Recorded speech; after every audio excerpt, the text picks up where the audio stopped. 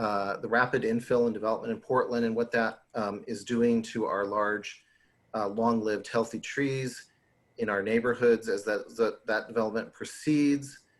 Concerns about how can we make development compatible with the preservation of those trees, which are so important to meeting the city's goals around equity or livability, the many health benefits, climate moderation that large trees provide through shade and temperature moderation, things like that.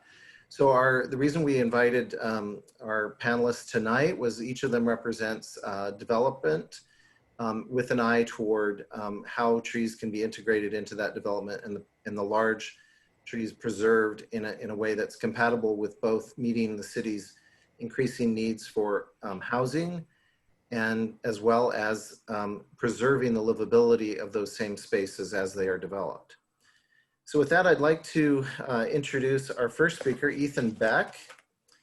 Ethan was born and raised in Vermont. He's a 1996 graduate of Middlebury College. He has a degree in environmental studies and geology. He used to spend his time after school building homes in Nantucket, Massachusetts during the summer. And then in the winter, he would do ski racing in Colorado. So in 2002, he moved all the way to the West Coast to Portland and began working as a project manager for a local builder. And in 2007, he founded Ethan Beck Homes LLC to pursue his interest in sustainable and green building practices. So Ethan's presentation, which I'll bring up on the screen right now, if folks can see that. Oh, let me resume share. Hold on one second.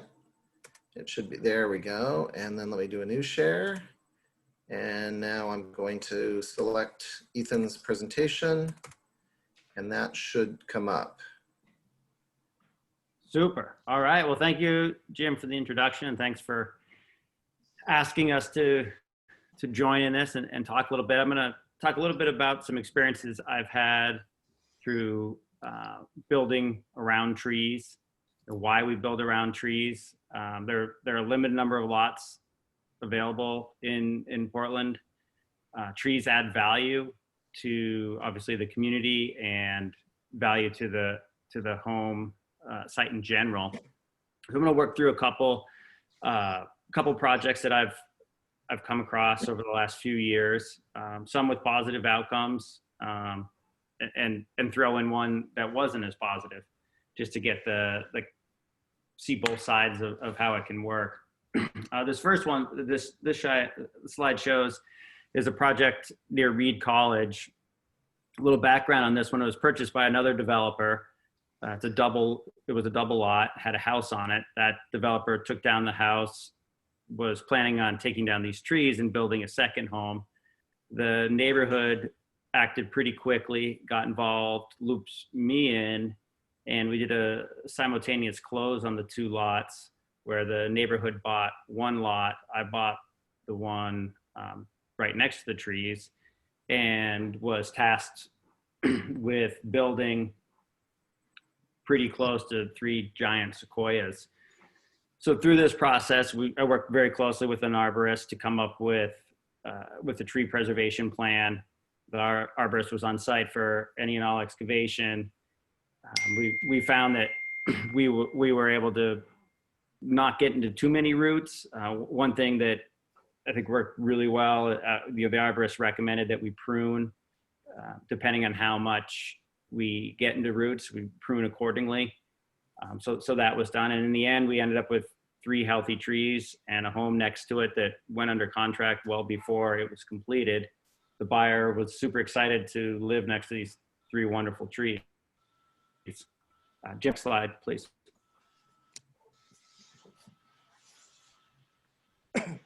This next slide is an example of working around an existing tree by changing really kind of what we were building. It was a small lot, again, kind of in Southeast Portland.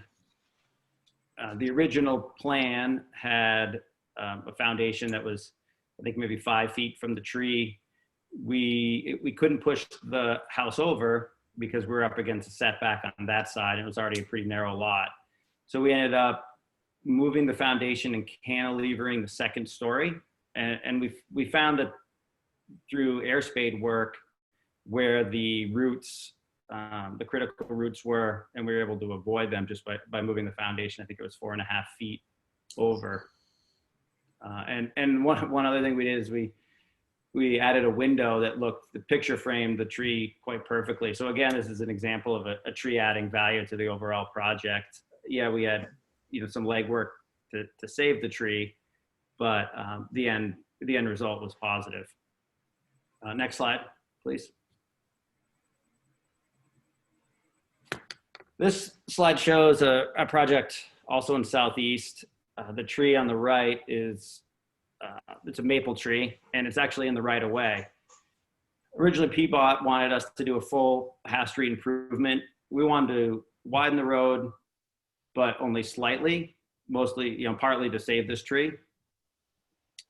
And we had our arborist on site as we were doing the tree report, coming up with the site plan, the tree preservation plan on the entire site. And he said to me, maybe half jokingly, hey, if we have to take this tree down, you're gonna have to find another arborist because I quit. And I think he was probably more than half serious. It was a beautiful tree. It took us, I think, 3 rounds of adjustments to get to the point where this tree was saved, and quite a bit of work with the arborist doing tree spade work and proving that it's a viable, healthy tree. Next one, please. So this slide represents, and it might be a bit hard to see, but this about 100 feet to the south of that maple tree, there was a large fir tree also in the right of way that PBOT had slated to have removed. The original city arborist report had it deemed unhealthy. It had some red conch fungus. And we, with the help and encouragement of the neighbor, did some testing to see if the tree was in fact healthy or was it unhealthy. So next slide, please. Okay, let's see. There we go.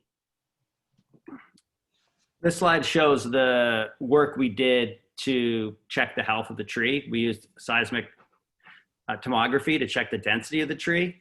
If the fir tree had been, if the conch had taken hold of this tree and infected it, it would have had rot from the inside. And that's the danger with the red conch, is that the tree rots from the inside, and then a windstorm or wind event or could fall on the house or the tree or whatever. So I'll show you in the next slide. This is what the results look like. We have go ahead, Jim, next slide, please. This is a slide showing the density of the tree. So we did a number of these up and down the tree, checking for rot. And the blue at the top is the most dense, and the pink at the bottom would be the least dense. So this slide shows that the tree, in fact, was healthy. So we're able to take this to PBOT and strengthen our argument to save that tree. And we were able to save that tree. Next slide, please, Jim. This slide shows actually a project that was not successful in saving trees. And this is where we had some conflict between forestry and PBOT. The slide on the left is the existing conditions when we started working on the project. It shows a curb tight sidewalk. PBOT wanted it to be a conforming sidewalk with a planter strip. And that's what the right side shows. And on the left side, you can see there are a few trees shown. Well, once that sidewalk is moved, those trees would go away. So we couldn't do both. So, after trying to appeal PBOT's decision, we were not successful. And so in order to develop the site, those trees have to, so that's an example of not being successful appealing trees in the right of way. For me, kind of taking a step back, some of the biggest concerns and hurdles I have around tree protection in the city of Portland are probably 2 main things that jump out to me. One is the complicated tree code. It's hard to navigate. We have to hire professionals, which costs both time and money. I suspect, and I don't know for a fact, but I would suspect that most developers would rather pay into the fund than spend time and energy to fight through the code. And secondly, I don't believe the bureaus communicate all that well, at least in this situation where there's competing interests, where forestry says save the tree, PBOT says, well, the tree needs to go away to put the sidewalk in. So who wins in that situation? It's in plenty of situations, you can appeal, but it's not always guaranteed to be successful. And in fact, I've had mixed results. So those are probably my two takeaways, biggest takeaways from working, through saving trees and building homes next to them. Thank you. Ethan, thank you. We do have a question. Someone was just interested in knowing about which arborists you worked with to save those trees. I've worked with a few different arborists. One of whom is, wow, shoot. It seems like I have a primary arborist, and then he often will refer out, like if we're going to do like the seismic work, there's one company that I know that does that. My primary arborist is hedgehog tree care, but they don't necessarily do all of my work.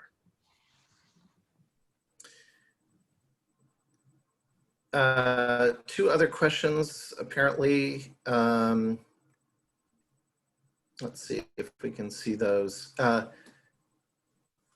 Okay, so one of the other questions is, could you put the sidewalk behind the tree in that situation near the house? Well, the PBOT wants a certain dedication, a certain width of their right-of-way. So then it would be, I think, conforming on the other side. I don't know the answer to that. I don't think so. I don't think PBOT would wants to take on more ownership in areas that, I think they're kind of, here's what we want, but I can't speak to that for certain, but I think that would be non-conforming. Okay. What adjustments did you have to make to ensure that PBOT was happy and save that first tree? Was there any PBOT involvement with that one? Yeah, there was. The very first tree. Giant sequoia, yeah. The sequoias, no, those were completely on the lot and off of the right of way. So that was strictly dealing with zoning and forestry. Okay. The other question was, you were talking in your presentation about doing seismic work on the trees. Is there a specific company that did that work that you worked with? Yeah, it's a couple of years ago. I'll pull up that report. I think I have it open, and I'll get back to it when I'll scan through real quick and get that name. Into the presentation. And answer that. Okay. Yeah. Very good. All right. Well, let's go ahead then and introduce our next speaker. Thank you, Ethan. Weston Glass is Director of Development at Guerrilla Development. He has a passion for smart urban infill and adaptive reuse. That means increasing density, maximizing existing resources, conserving energy, and open space. He holds a bachelor's in arts in architecture from the University of New Mexico, but believes that being a developer gives him the most potential to realize innovative visions and new models. So Weston, you are now here, and I'm going to call up your presentation. Thanks for the intro, Jim. Very nice. Sums it up pretty well, I think. Okay, and let's share, make sure we've got your presentation there. All right, let's share that.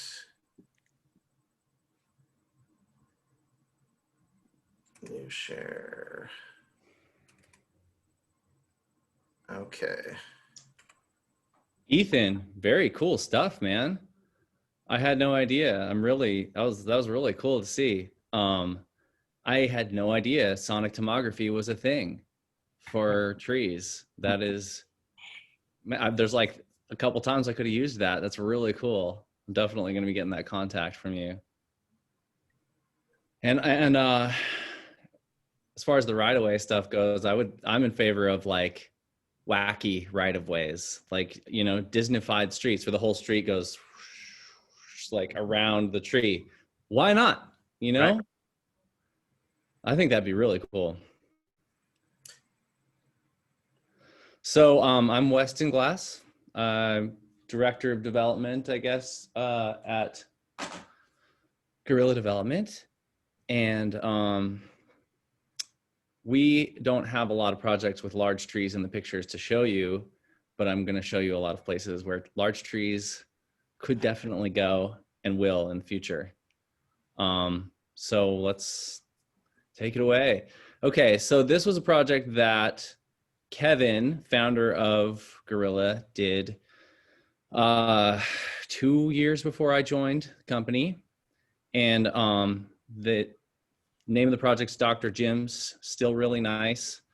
He bought this warehouse space, formerly a garage, like a auto repair place in Southeast Portland.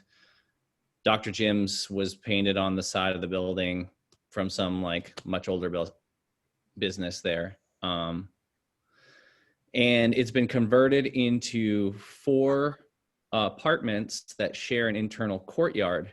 So what he did was took a huge chunk of the roof out of this structure and created a hidden courtyard on the inside that these 4 apartments share. So let's see the next slide.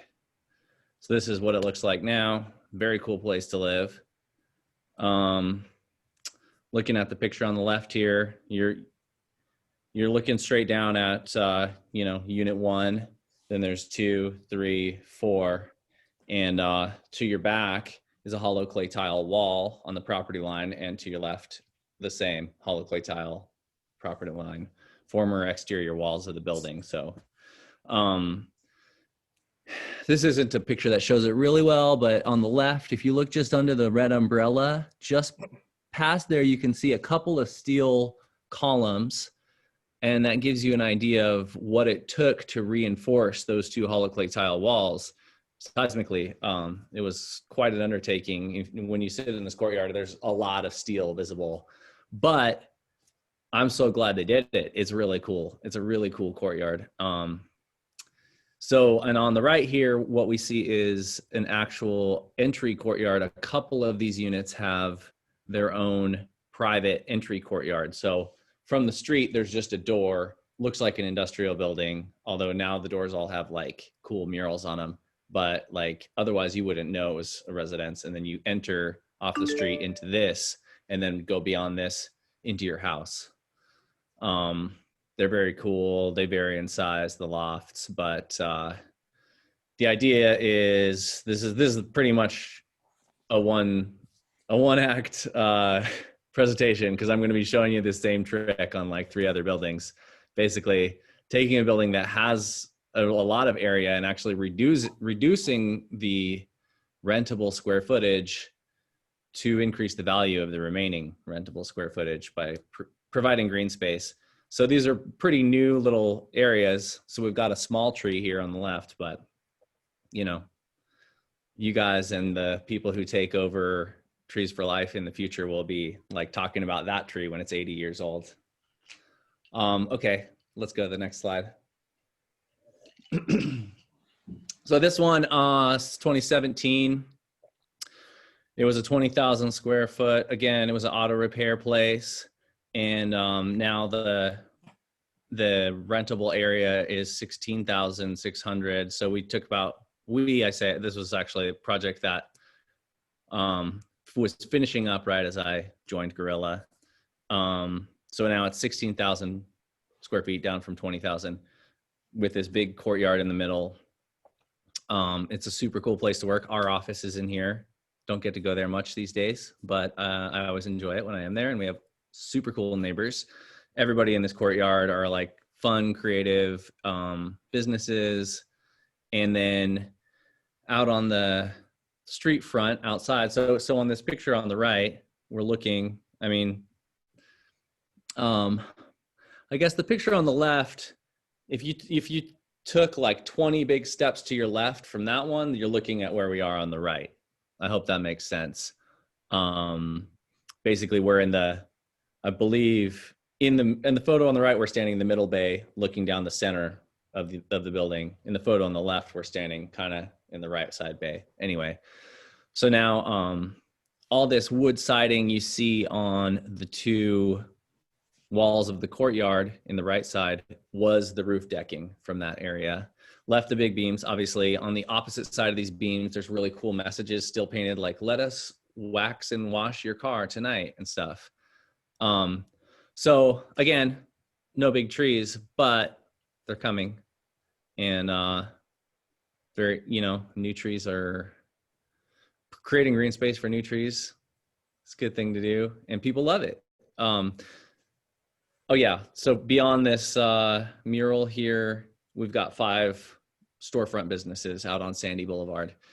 This building is just a block up from Providor Market on Sandy. If anybody wants to come take a walk through, this courtyard is open 9 to 5, Monday through Friday. There's like gray gates on the street. But yeah, so next slide, please, Jim. Mm-hmm. Yeah, more views of Crusher Court. Now we're looking down the opposite direction in the same courtyard. And those are the storefronts there on the right. And everybody's so cool in that building. So this is Pioneer Levada Jones. This is one block up from the last one I showed you, New Crusher Court. Same trick. When you're looking at the rendering there on the left, the aerial view, you can see basically that used to be all roof. Now there's a hole in the middle. And there wasn't enough roof decking left over this time to do the siding on the inside of the courtyard, but we got looking at the before picture here on the right side. And let's see the next slide there. And this is the after on the inside. Those are Italian cypress, and they're going to grow really tall and skinny in that courtyard. But I think we're actually going to add some more trees in there in the near future that'll have a bit more of a canopy. And I think it's going to be really cool in there with like little birds flying around and like, yeah, very cool. So in the courtyard here, it's creative office space all around, and then retail storefronts out on Sandy Boulevard. Same concept as the last one. This is one of the offices. Once again, a bunch of wonderful people, tenants in that building. This is looking from the roof, looking northeast up Sandy, basically. So this was all just one big open space before the guy that owned this had like cool, like it was just like a giant warehouse space that he didn't use for his business, which is in the front of the building. He had like an old 60s rock and roll tour bus and like a whole collection of weird cars parked back here. It was awesome. But yeah, so these courtyard walls are new. Okay, next one, I guess. This one's in progress. We're calling it Puzzle Box. This one is my baby. It's on Killingsworth and Cesar Chavez, Northeast. And it's currently an empty building and has been for way too long, but it's a former warehouse. It's been a whole bunch of things over the years. Auto shop, church, print shop. Anyway, it's 10,000 square foot cube, and we're removing 1/4 of it to make this courtyard in the back. And it's another residential one, back to like Dr. Jim's, the first one that I showed. So we've got 4 lofts in this one. Oh no, there's 5, sorry, yeah.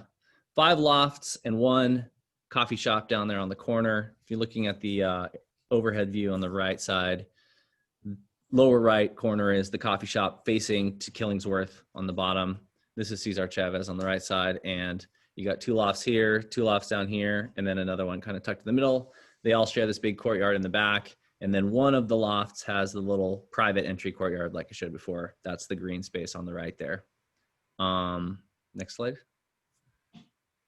Oh, yeah, okay, tree farm. So this was the kind of new ideas for putting trees on buildings. It's not that new of an idea, but it's still pretty cool, right? These are like 4,000 pound custom made steel pots, planter pots, as big as a Volkswagen. They're strawberry trees or strawberry. I only just learned through this that there's like, 19 different kinds of strawberries. Some of them are trees, some of them are bushes. But the idea was to pick a tree that would stay, was pretty hardy and could handle a lot of variation in how much light it gets. And because there's 4 sides of the building, facing the north side doesn't get any sun, south side doesn't get any either. The other 2 get it morning and evening. It was really cool. This happened right before the pandemic. We were standing there watching them use a crane to lift these trees down. Maybe next slide. I don't know. I think I put a picture in there. Yeah. This guy actually, he's not installing the tree. He's an arborist tending to the tree. And these trees, the idea is they're going to grow up and be kind of framed in the window above them. Each one of those big 12-foot by 12-foot windows. There's an irrigation system that waters all of these trees. The arborist guy, like you see on the right, they tend to them quarterly, pruning and feeding and whatever as they needed. The city also made us, so right as we were going through permits on this was the Eagle Creek fire. The city was freaked out and they made us put a separate fire sprinkler head over each one of these trees. Not a bad idea. Not sad that we did it. So it's a crazy idea and it's working so far. I think that's the last slide. Yeah. So, Weston, some very cool stuff. We do have a couple questions. Affordability is a big issue these days in terms of housing. We have a question from Merrill Reddish about what's the price of the units that we were seeing here, or the price range, I guess, since you showed several. So the tree farm, the office space goes 25 square foot triple net, which is way below market value for that type of office space. The puzzle box, the previous one, those lofts are going to go for around $1,500 a month, I think. The idea is it's artist lofts with like an art space in the front, so it's actually a live work loft. Don't quote me on the price, but a big part of our mission is keeping everything as close to below market as possible. It's a part of the business model. Like the idea is we do stuff really cheap and rent it out for a lot cheaper than everything else that's comparable on the market. Okay. Meryl also had a question in the first slide that you showed. I think I know the answer to this, but in the first one that you showed with the big interior courtyard and the 4 units surrounding it, there was a large grassy area in the middle. And Meryl's question was, well, why not landscape that with maybe native flora? There were, it looked like there was only landscaping other than grass on the left-hand side. Was that a decision based on the fact that I saw children's play set out there? Were you envisioning that more as a place for active children to play? Or what was the reason why there wasn't, why it was grassed, turf?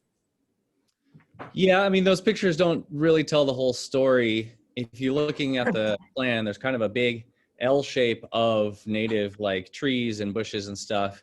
And then there's another smaller rectangle of grass. And yeah, to answer, you're correct, Jim. There's a lot of families with kids that have been in and out of this over the years. And there's always little kids running around on that grass patch in the back. Okay. All right. Any last questions for our guest Weston here, guest panelist for the moment? Okay, I'm not seeing any new one. Well, let's see.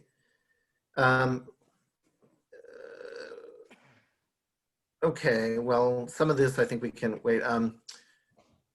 We've got one here that's really, this is really for all panelists, but creating space for new large trees is important to preserving existing creating the space for those new large trees is as important to preserving existing trees. So Roberta Jortner is really celebrating that idea that we're creating spaces where there weren't trees before. But she's asking, what do you see as the biggest opportunities or challenges to make space for new large trees on sites or in rights of way? So not just those Italian cypress, but maybe something a little more hefty and providing greater environmental benefits. Hi, Roberta. Yeah, I think the greatest opportunities are that there are a lot of buildings like the ones I showed out there. And, you know, there's a lot of change in industries and a lot of buildings for sale for like pretty good prices that make it possible to do the things we're doing, where we're reducing the square footage, increasing the value, you know, by changing the use from an industrial use to a again use like office or retail or whatever. The challenge, I guess, is always just you know the bottom line. I mean, you can only take so much out of a site before you're always balancing needs of users of the site, I guess I would say, with but we, you know, it's wise to consider the green space an important part of the function of the building. Micah Meskel is asking you, Weston, about the green spaces and courtyards, whether or not they are designed to also hold the stormwater from those adjacent roofs. Yeah, we do, like, for example, the puzzle box one, we're actually putting a huge stormwater retention system under the ground in that new courtyard that we're creating. Right now, that building has roof drains that go straight into the sanitary sewer. So we're actually reducing the load, because you know, the old school Portland sewer was a mixed storm and sewer system. And they're trying to get away from that as much as possible. I'm sure you guys all know more about that than I do, but yeah, wherever possible, there's dry wells, or there's what's called an infiltration trench. That's what we have at Puzzle Box, because the geology doesn't allow for a deep dry well. So it has to be a big, shallow area under the ground that kind of allows for reinfiltration. Great. Weston, thank you very much. Thank you, guys. Our third speaker is Eli Spivak, and he's been developing affordable housing communities in Oregon for about 20 years, over 20 years. He started as a volunteer construction supervisor with Habitat for Humanity. In 2006, he launched Orange Splot, LLC, to build new models of community-oriented, affordable green housing. Eli was awarded a Loeb Fellowship in Advanced Environmental Studies at the Harvard Graduate School of Design. And then he co-founded a website called www.accessorydwellings.org, and was also co-founder of Portland for Everyone. And Eli now chairs Portland's Planning and Sustainability Commission. So Eli, we're going to turn the presentation over to you to run. So if you want to begin. Yeah, thank you very much for joining. It's always a treat to see Weston and Ethan, what you guys are up to. I'm glad to see the puzzle boxes coming to my neighborhood. I think that as developers and builders, we have our nose to the grindstone and sometimes don't get to see what our colleagues are up to, so this is a treat. Let me go to my presentation here. Okay. All right, so I guarantee that I will not have a word-free presentation, but maybe just 2 slides. So this little picture of the courtyard that I'd be looking out at if it were a few hours ago. I want to start off with a couple of thoughts, and then, as people did before me, go through some projects, how we had real-life experiences. I think one of the things I learned early on is, especially with larger sites, it's incredibly important as a developer to inventory what you got before you start designing, because it's too tempting if you see a piece of property and you know the zoning code really well to start sketching where you're going to put all the buildings and you got this cool design, and then you find out that there's a nice tree there or a nice building there, and it's hard to backtrack once you've invested. So I'm a big fan of just doing a really good inventory first and figuring out which trees are healthy, which ones are not, and then starting design, because it'll influence it. I think that preserving and planting trees, as people have said before, it's incredibly important to have a good experience for residents. And in terms of acceptability of new development, to have the new houses you build be shorter than a tree around it immediately makes it feel like they've been around for a while. It's something that residents appreciate and neighbors appreciate too. Neighbors will always be unhappy about something, but that's something that they can enjoy. I think that I agree that Portland's tree code is incredibly complicated, which is unfortunate. It does, though, give you some flexibility if you're willing to consult with an arborist. So as Ethan's gone further in this than anyone I've seen, but it's easy to read the code and just say, okay, it's a 30-inch diameter tree. I have to have 30 feet clear around it before I can put anything there. So shucks, I got to take the tree down. That's not the way it works. There's opportunity to have flexibility as long as you get professional expertise. And then I'll spend time on this at the end, but if you want to protect trees in the right of way in Portland, you have to be an advocate at this point. I think that's unfortunate. I think you should be required to protect trees in the right of way in some situations. But at this point in time, I think that you kind of have to go in there wanting to do it, willing to put in some more time and money to save those trees. So here's one project. I think a lot of folks blame developers for taking trees down or for selling property and having the trees taken down. And I just want to give an example of a developer that proactively made sure that their subsequent owners didn't do that. So this is the Housing Authority of Portland, now called New Home Forward. When they did the New Columbia project, they platted, this is a big development, hundreds of homes, but they platted the streets and they set up these areas that I think I can show you with my cursor that are common greens. So they created this area where there's a tree right there. It's a big silver maple. And it basically said that any future developer can't put a building there. The tree has to be preserved. So I was, in this case, that future developer. And I built a community around it. It's an 8-unit building around that same silver maple tree right there. And I mean, I like saving trees anyway, but in this case, I didn't have a choice. There's another kind of image of that. And I should say, next to this tree, silver maples don't last all that long. So I love to keep this one, but we also planted a purple beech a little bit away from it so that it could be a successor tree over time. Here's one more image of that. And sometimes you can't use trees, you can use them in other ways. And I love to integrate on the bottom left corner here. You know, if you're gonna put a little bit of money in to make a project beautiful, slab up a tree and use it for windowsills. It's just gorgeous. And I've consistently done that on projects when I haven't been able to keep trees. Here's another site. This is where I live. It's Coley Grove. It's 16 homes on 2 acres. And I co-developed this with a partner, Zach Parrish, who lives here too. And this is a case where you have a pretty deep site, 370 feet deep, 220 feet wide. And if you see here, there's some trees sort of in the natural spot where someone typically would do a cul-de-sac with a bulb at the end and lots on each side. So Portland, fortunately, provides an option called a planned development where you can take the same number of homes, but lay them out differently. And that flexibility allows you to preserve some of the existing things on the site. And you can see here this, this big oak tree that we preserved through that process. I'll show you. And in terms of like the survey first, plan second, we of course did a nice as-built survey where we showed, and there's quite a few trees on the site, I should say, that we did take down. I want to be candid about that.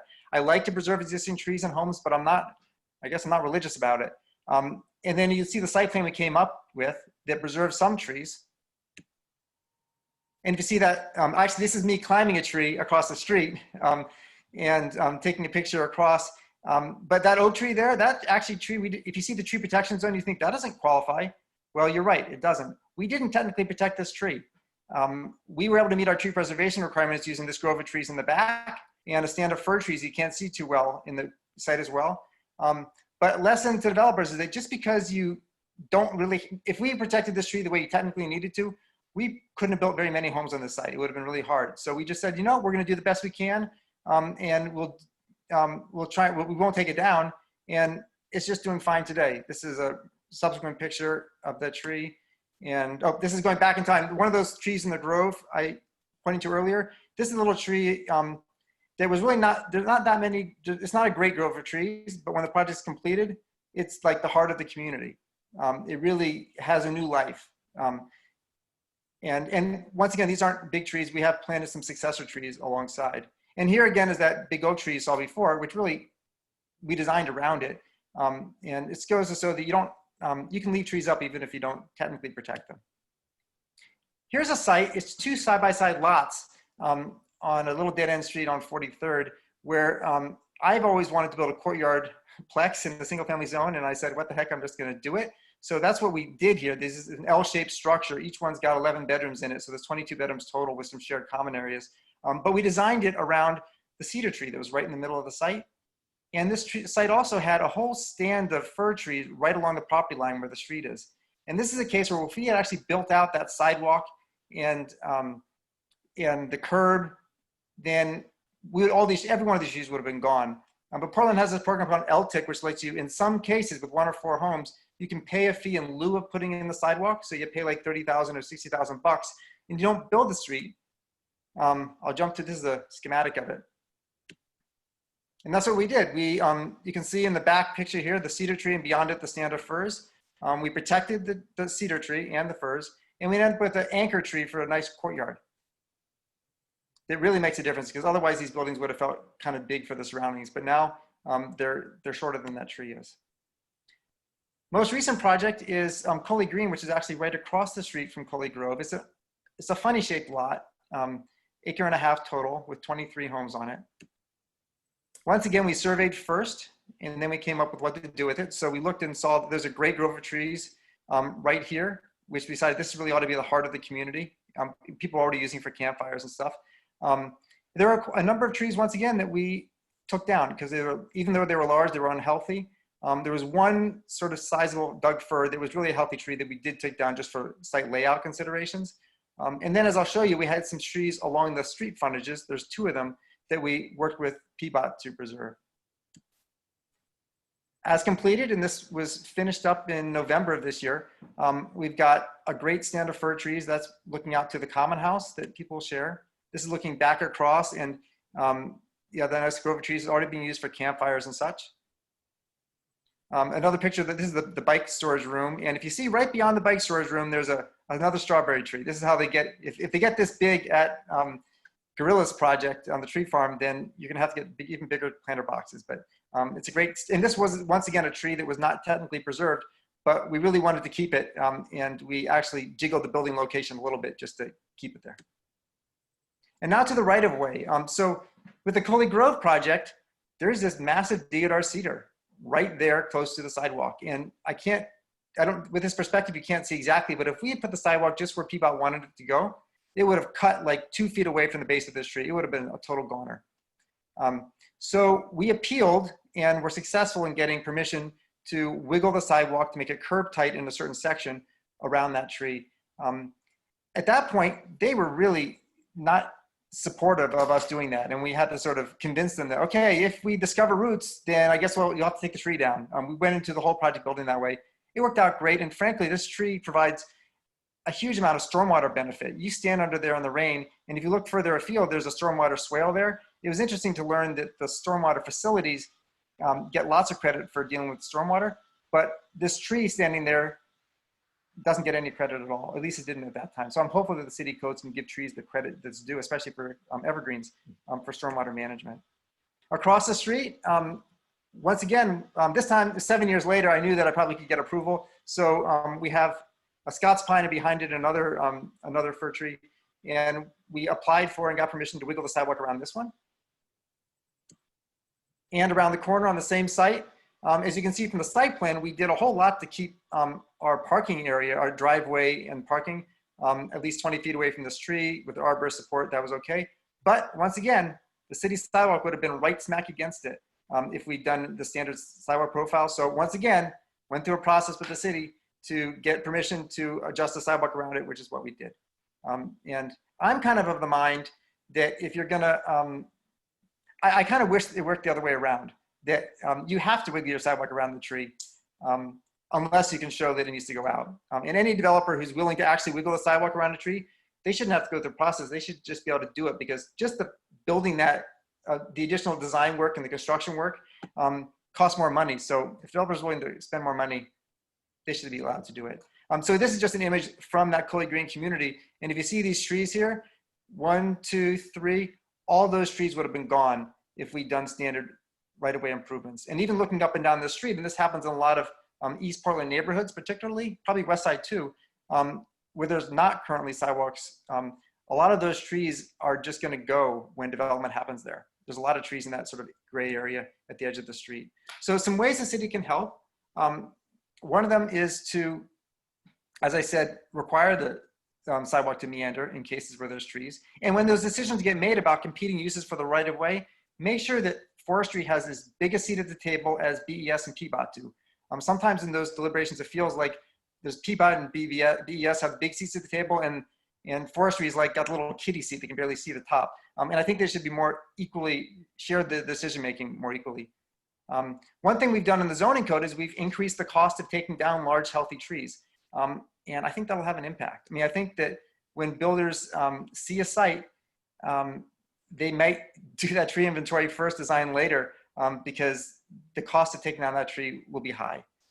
And lastly, I'd love to see better education materials for property owners who are selling their property. A lot of times people sort of say, well, I'm going to sell my property. I don't want that tree to go, but I don't know what to do about it. You know, there's tools for that. I mean, you can record an easement on your property to protect that tree. And the utility companies do that every day of the week.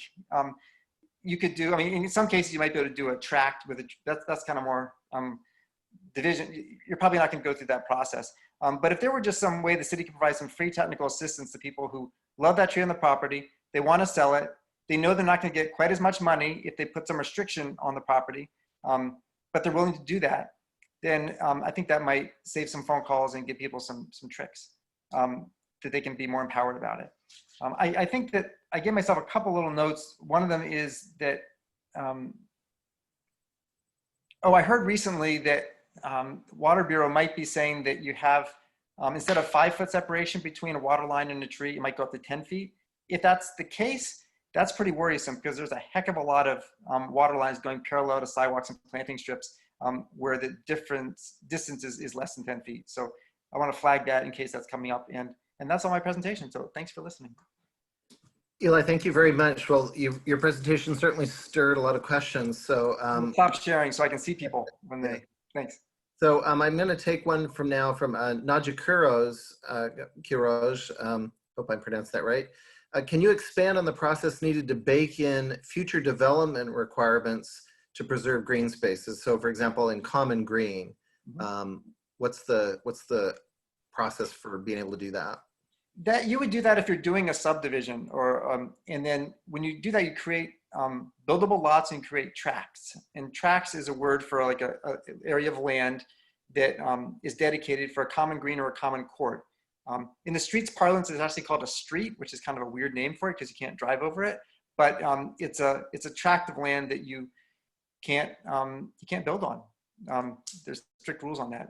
So that's the mechanism. Now, realistically, you would only do that if you had if you're already doing a subdivision anyway, and then you just carve off a tract. You're just drawing some lines and doing some survey work. If you have an individual house, then I don't think it would work just to create a little tract in the corner. I think you'd probably use an easement or some tool like that.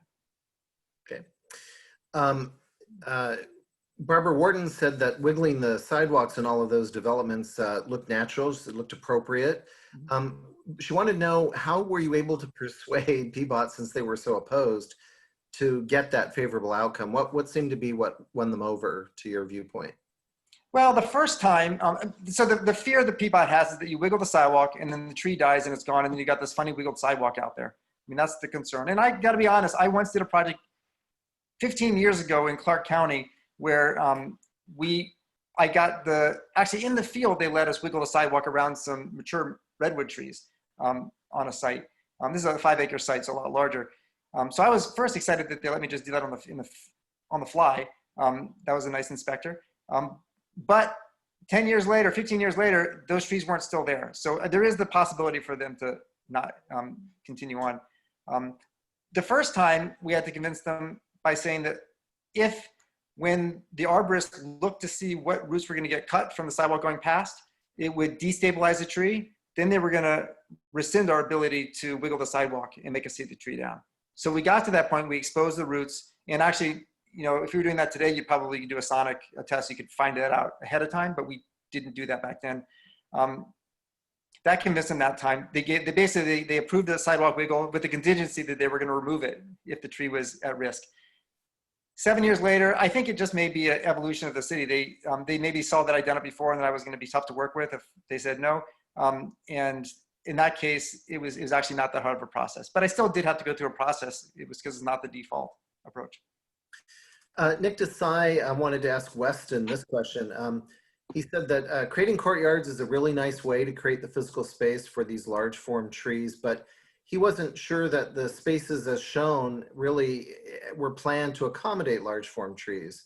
In particular, things like, for example, the available soil volume that a large form tree would need. And so he was asking you, Weston, if you had considered collaborating with an arborist for these courtyard designs. And if you want to open your camera there, we can see your response. So have you considered collaborating with an arborist to design some of those courtyards so they can accommodate the soil volumes of large trees, et cetera?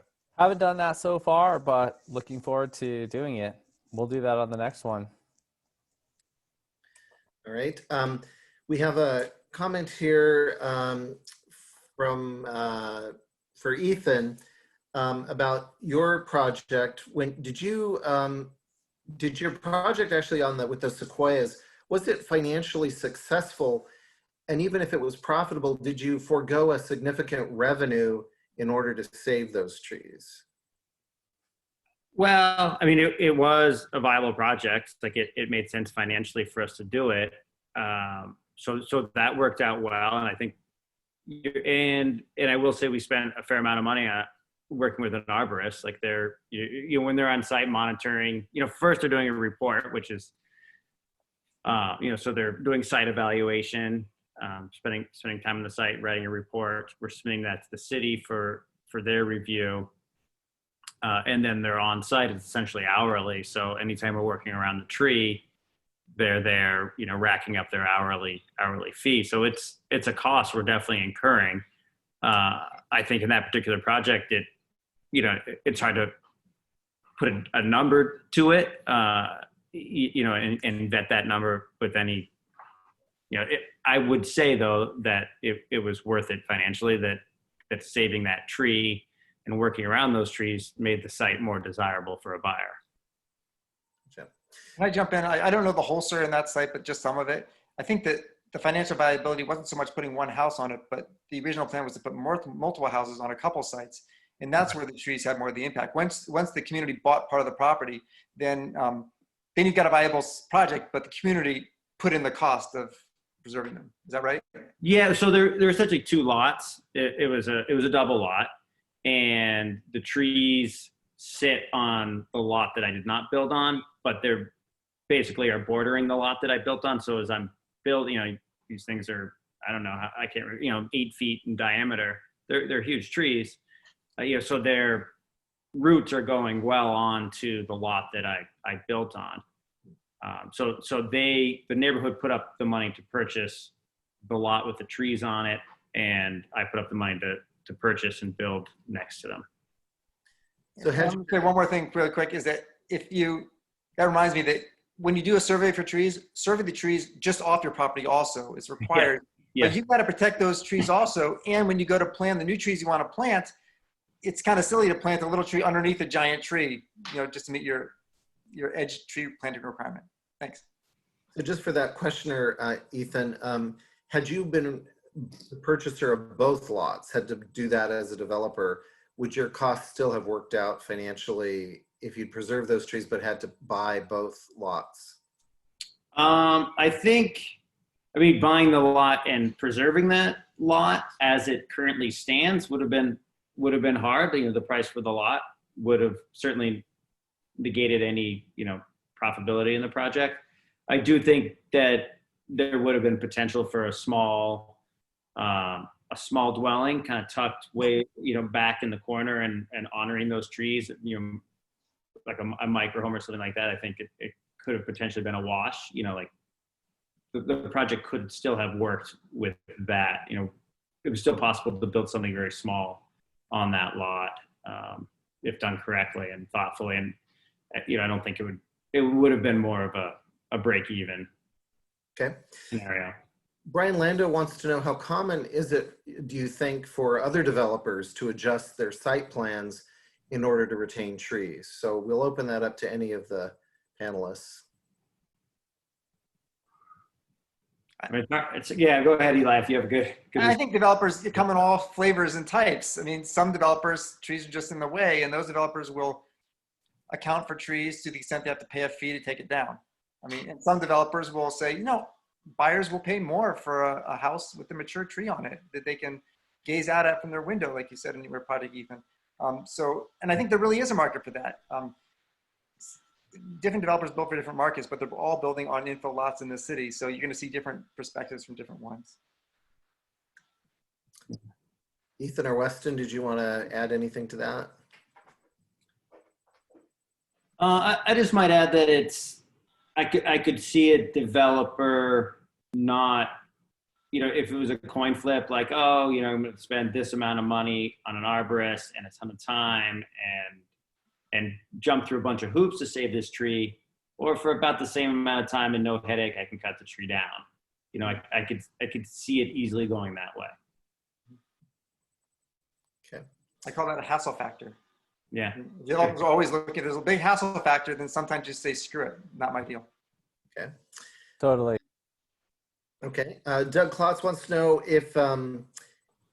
if you could push PBOT to not only do curb tight sidewalks, but what about extending the curb out into the street so you take away some parking in order to save, say, a significant tree or an additional number of trees? Is that ever in the cards?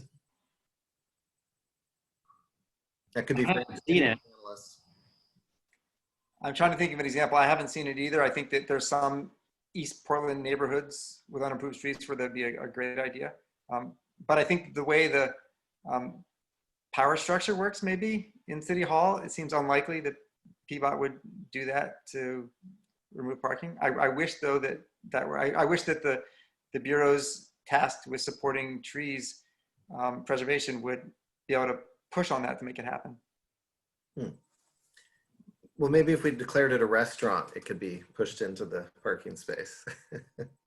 For all the zoning reform we've done lately on trees, it's always been on private property lately. All those code updates are very silent on trees in the right of way. So maybe that's the next thing. So I think there was some comments made about the tree code potentially being complicated. Jen Cairo, who has to administer that code, was wanting to know if you could be a little more specific in your comments. I think, Ethan, you might have mentioned that originally, but actually for any of the panelists. She's wanting to kind of know, well, can you be a little more specific? What is complicated about the code from your perspective as developers? What could be perhaps simplified?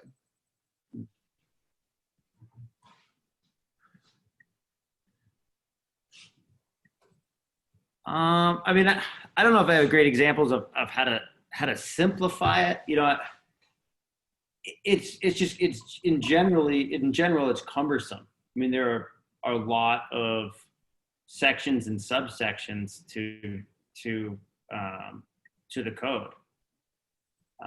So it's hard to get through.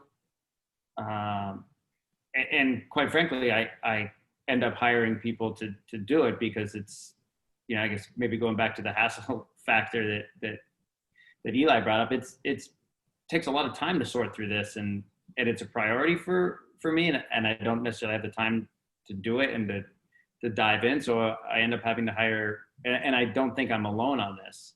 You know, I end up having to hire professionals, and I'm not sure everyone does. I think that I understand the code writing challenge of that code. I mean, I've had friends who worked on crafting it. You're writing code for organic things, you know, that are complicated, which is innately going to be harder to do, especially in a code system where things have to have clear and objective standards, than just saying you got to sort of keep the tree up. I mean, we don't have that option in our codes in Oregon. It has to be clear and objective. So I think that the things that are the layers of things you have to keep track of is you have to locate the trees, you have to get this, you have to identify them, you have to know what their caliper inches are, you have to know whether they're healthy or not, because the rules are different if it's healthy or not. If it's on the city's weed tree list, then you don't have to preserve it, otherwise you do.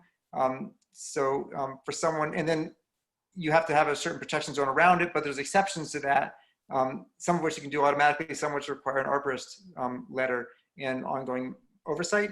So for someone who's a builder who just doesn't know that stuff very well, it's kind of scary, intimidating. And so I can sort of, so I'm not saying that it's badly written code, but I think that it's innately more complicated than a lot of builders deal with, and they deal with a lot of codes. So therefore, the inclination is to say, I don't want to deal with it, or hire somebody to help. And I think increasingly, as the penalty for taking down a tree is larger, developers will more often hire people to help them, which they do in all sorts of other parts of, I mean, underground oil tanks. I mean, we hire people to help on that too, because we don't understand it. So it just ends up getting into that category where you just got to get a helper. Nick Desai was asking, speaking about city codes, what flexibility in permits or in the city code could be made to actually incentivize developers like yourselves to accommodate existing large trees into your design? So what would you like to see in terms of greater flexibility so that there'd be an actual incentive to do this preservation of large trees for any of the panelists?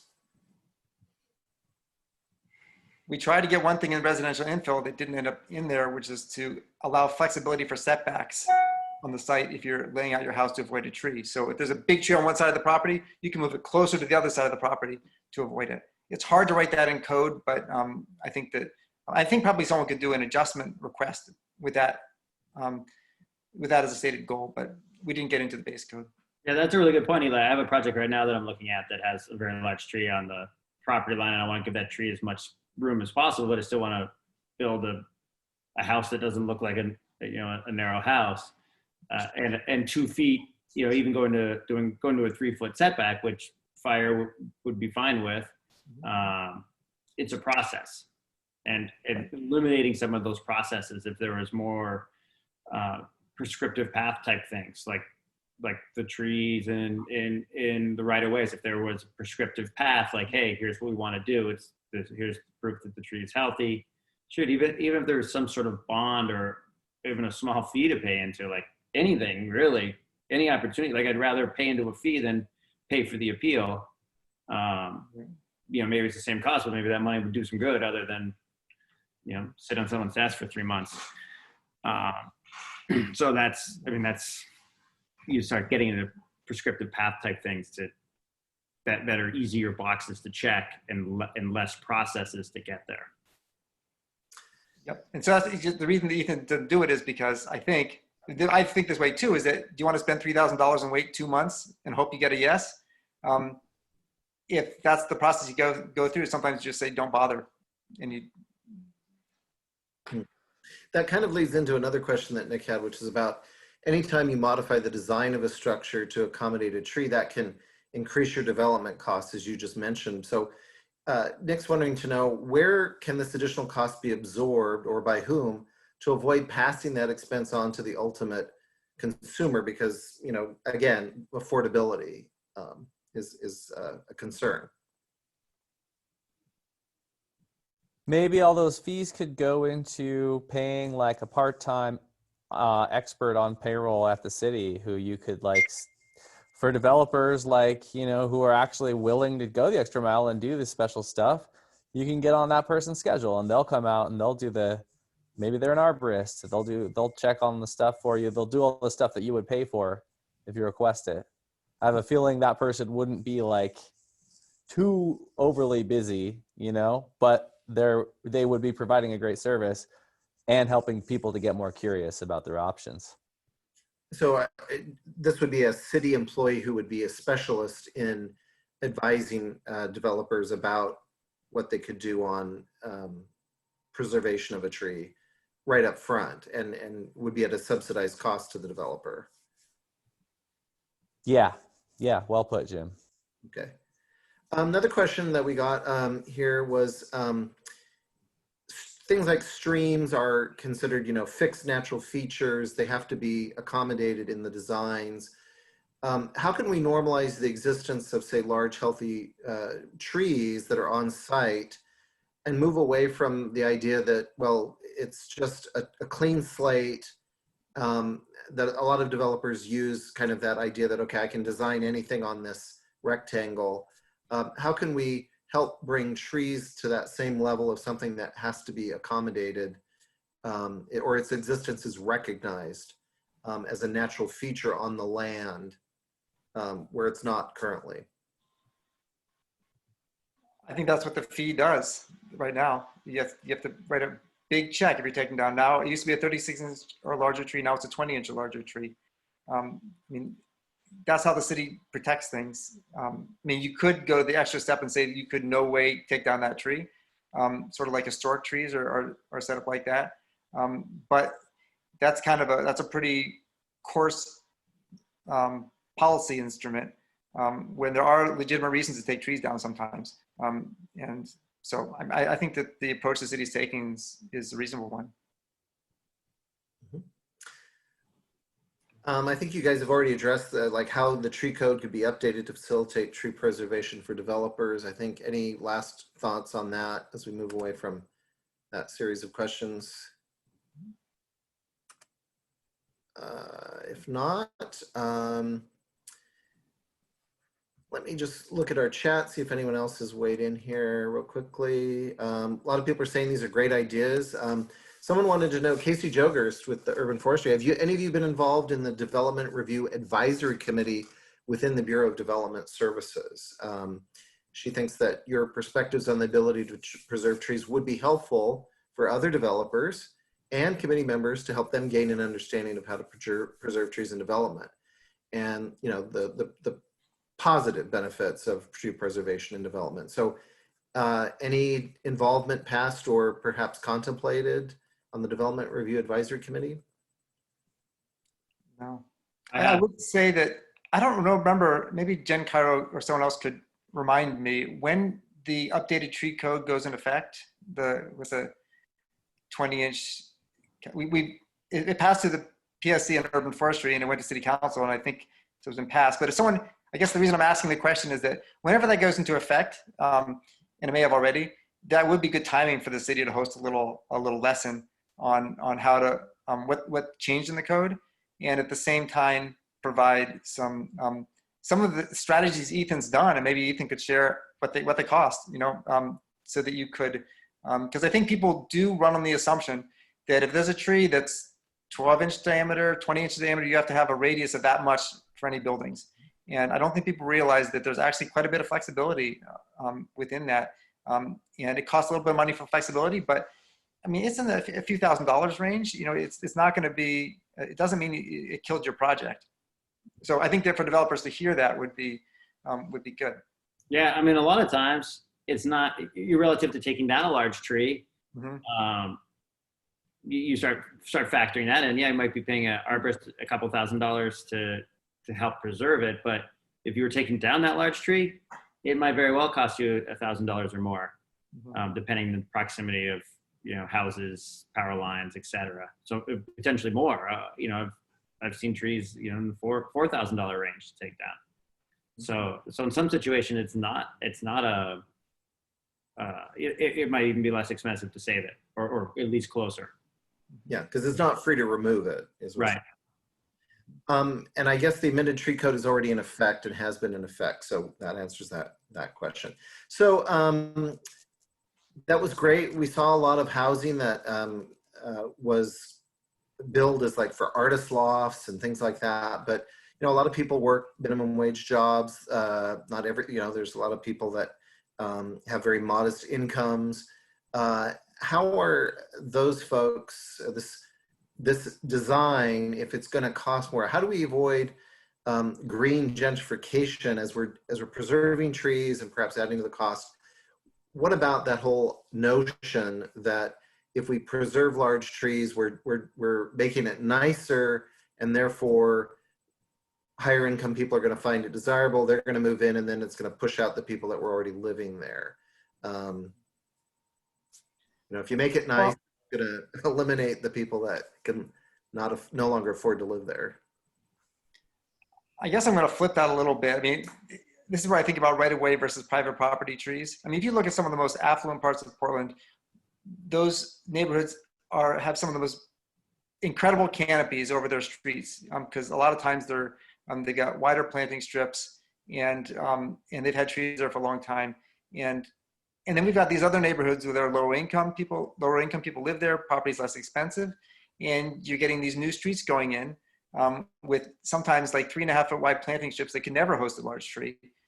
And And when the improvements go in, the trees go away. And so I think that one strategy I think the city can do is look to the areas that are still affordable now, try and use some of the affordable housing programs that Portland has to ensure there's affordable housing in those neighborhoods, even as gentrification happens, and make sure those trees get protected. I mean, part of the discussions in these code updates was in areas of the city where there's industrial zones that are close to where low-income people live, and trying to preserve tree canopy there where there may be air quality issues. I mean, there are air quality issues. And so I think that there's clearly, we should be looking for ways to have trees in those neighborhoods and not have the public take them out. Not to mention, developers might do it too. Well said, Eli. I mean, there's so much structural inequity already in place, many decades, years old, that we're trying to combat and rebuild and change. But yeah, great idea.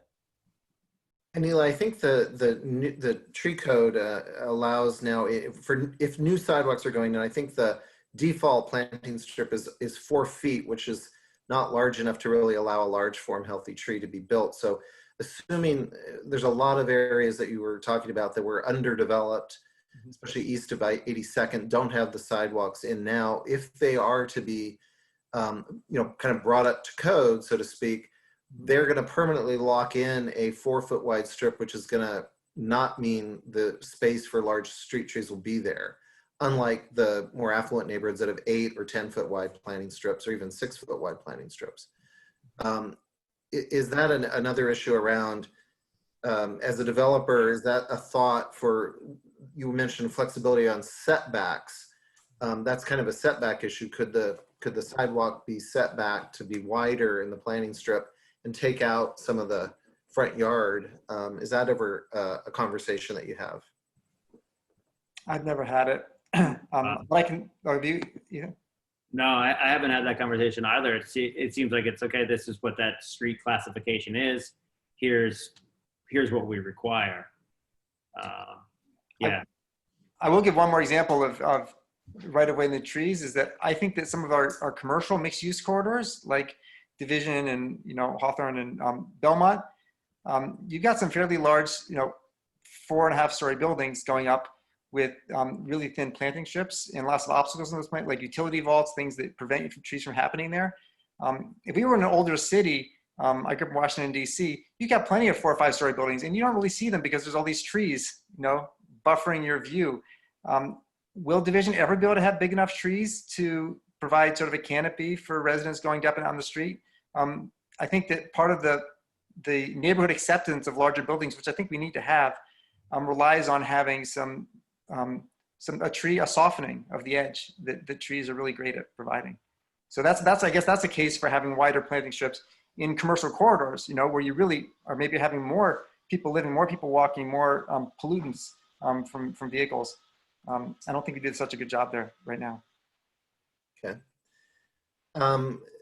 Let's see. A lot of this is really sparking some interesting conversations. So one came in about, affordable housing. Actually, the tree code exempts, if you're going to build specifically and call it affordable housing, you're not required to have tree preservation on those blocks, Roberta Jointner. And she's wondering, given what you just said about the lack of, equity in tree canopy in underprivileged neighborhoods, is exempting projects that are designed to create affordable housing. Is that should that be relooked at again, that we're kind of locking in some inequity there in terms of the social benefits and health benefits of having larger trees, when we are basically saying if you live in affordable housing, we're not going to require that tree preservation? I mean, affordable housing that's one of those terrible decisions that policymakers have to make. And I think that affordable housing developments are not the whole neighborhood. They're here and there, hugged around. And that goes to the challenge of actually making that project happen. I mean, affordable housing is a hard business to be in, an important one.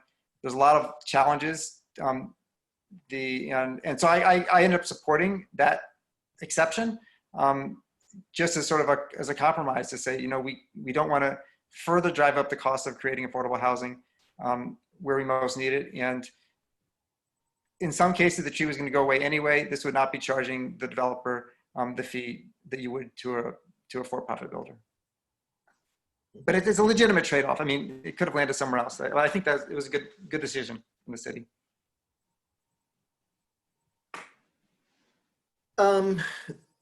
Roberta's also asking about, what about those utility vault constraints? Can anything be done there? I hope so. I mean, I think that our utilities, you look downtown and you go down streets down there, and I think Doug Klotz is on, and I've led bike rides of this. I mean, it's amazing what is required. And it's sort of like they are deemed, I guess, essential infrastructure, right? Which gives them priority effectively over trees, which I would say are also essential infrastructure, but they're not given the same amount of weight, it seems. So I don't know. I think that there are whole block faces where there's almost nowhere you could physically put a tree. And I think that at some point something's got to budge. We know what's budged so far. You know, I think that maybe PGE and Pacific Power need to get a little bit more creative about how they service buildings than they have so far. Casey was just pointing out, Casey Yogers was just pointing out that under the tree code that street trees are required to be preserved even at the outset, even when you're getting a development permit application. And so she was kind of wondering why there was this perception that street trees aren't necessarily having to be preserved. So maybe you could talk about the difference between the on the lot versus the street trees, which have a higher level of protection. Is that something that you encounter as, is that difficult to remove the street tree if you're negotiating? How does that interplay with street tree protections when you're developing, say maybe with, you know, driveways or any of that? I mean, I would say it's typically, you know, when we're designing, like say a new single family home and there's a driveway, you know, that's one of the first things we're looking at is, all right, where's the street tree, or is there a street tree? And let's place the driveway, you know, on the opposite side of the lot. And that's how, you know, that's essentially where we start designing the house is, all right, here's how we're going to access it and save the tree.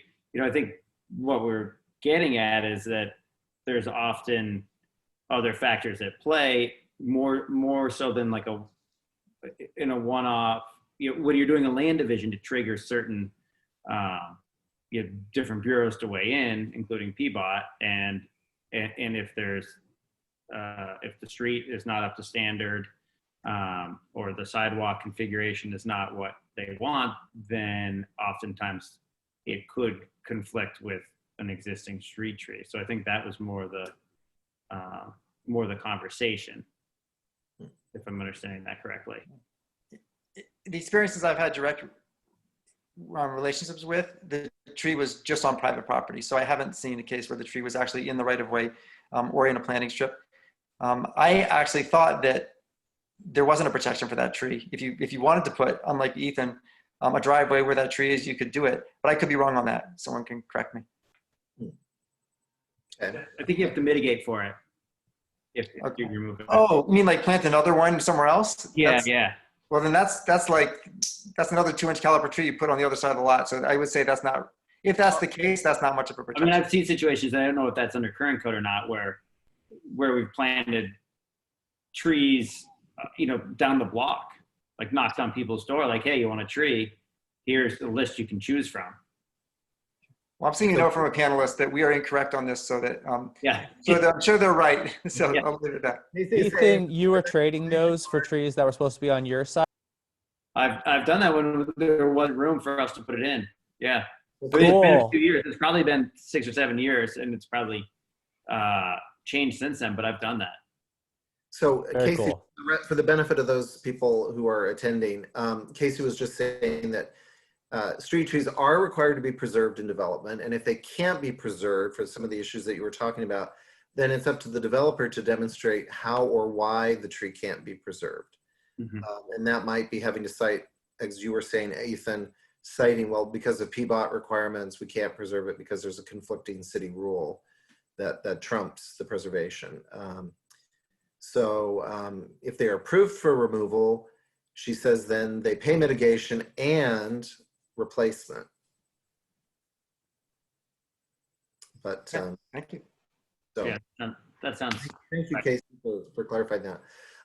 Doug Klotz is asking about the Streets 2035 project, where he thought that there was supposed to be a discussion about the balance between trees as an essential utility and utility vaults as an essential need on the street. So any of you familiar with where that balance ended up? Because what your perception is that trees are not equally balanced in that conversation when it comes to utility vaults taking up space in the right of way.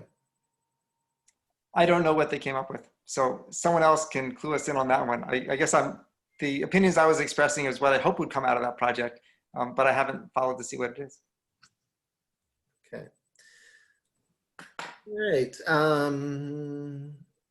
It's apparently from Jen Cairo. She says the Streets 2035 is in progress. So apparently that's still under discussion. Just looking on here.